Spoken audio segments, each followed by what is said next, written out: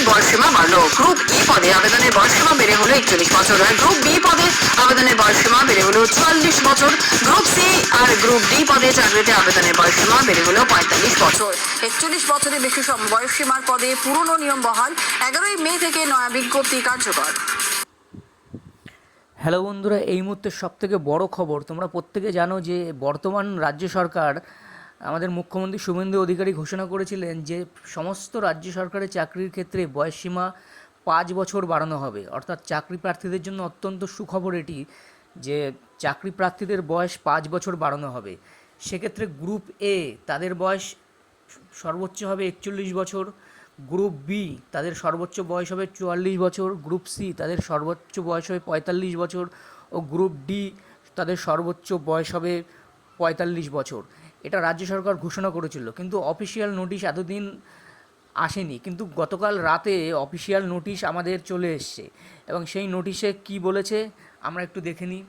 সেই নোটিশ এই যে কালকে দিয়েছে, ফাইন্যান্স ডিপার্টমেন্ট থেকে কালকে একটা নোটিশ জারি করেছে, যেটা 1981 সালের রুলকে ব্রেক করে তারা নতুন একটা রুল তৈরি করেছে।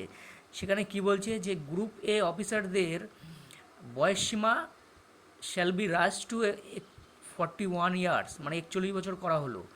এবং গ্রুপ বি পোস্ট তাদের বয়সসীমা করা হলো সর্বোচ্চ 44 বছর। এবং এটা অবশ্যই জেনারেল ক্যাটাগরির কথা বলা হচ্ছে। গ্রুপ সি তাদের 45 বছর করা হলো সর্বোচ্চ বয়সের সীমা চাকরির প্রার্থীদের ক্ষেত্রে, এবং গ্রুপ ডি তাদেরও 45 বছর করা হলো। অর্থাৎ এটা হলো জেনারেল ক্যাটাগরি। এবার এসসিরা পাবে 5 বছরের ছাড়। এর সাথে তুমি 5 বছর যোগ করে দাও, প্রত্যেকটা ক্যাটাগরির সাথে 5 বছর যোগ করো। যদি তুমি এসসি হও, যদি তুমি এসটি হও, তাহলেও তুমি 5 বছর যোগ করে দাও। তাহলে তুমি সর্বোচ্চ কত বছর পাবে গ্রুপের জন্য? গ্রুপের জন্য পাবে 41+5, গ্রুপ বির জন্য পাবে 41+5, 44+5, গ্রুপ সি এর জন্য পাবে এবং ডি এর জন্য পাবে 45+5।